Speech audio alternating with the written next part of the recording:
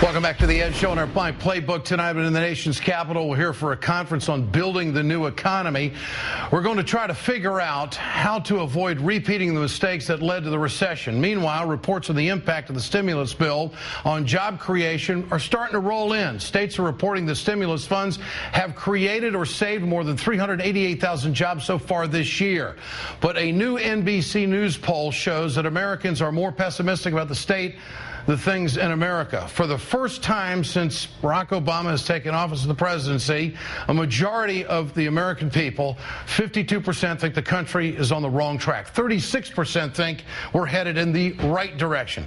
Let me bring in Scott Paul, Executive Director of the Alliance for American Manufacturing. On the jobs front, do you think we're making progress, Scott? Good to have you with us tonight. Are we making progress? Great to be with you, Ed. I think we have a ways to go, and I think that's one of the challenges is that young people are wondering where the jobs are going to be. And people who have worked in factories wondering when they're going to get back to work. We're facing 10% unemployment on the horizon, and I think that people look at the stock market, they say the Dow's at 10,000, but what does that mean to me? Not a whole lot right now. You wrote in the Huffington Post last week that we need a national manufacturing strategy. How do you come about doing that?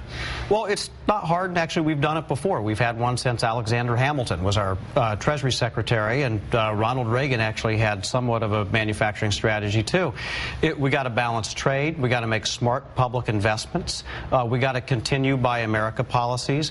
We got to invest in the right kind of education. I mean, if Germany can train people for the workforce in manufacturing, so can we, but we do a really lousy job of it right now. But more than anything else, we need bold ideas. We need to focus on job creation, and an issue I know you've pointed out, we got to get credit flowing to small and mid-sized businesses that are creating most of the jobs that we're going to see in the months to come. Well, I think there's an attitude out there, too. The latest poll, how satisfied are you with the state of the U.S. economy today? You've got 80% of the American people right now very or somewhat dissatisfied. People aren't in the mood of borrowing when they got that kind of an attitude out there. Something has to change here.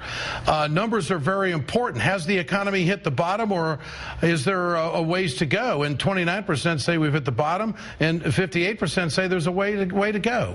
How do you turn that around? Yeah, well, it's tough, and it takes more than we've done so far. I think a lot of people viewed the stimulus as a one-shot deal at the beginning of the year.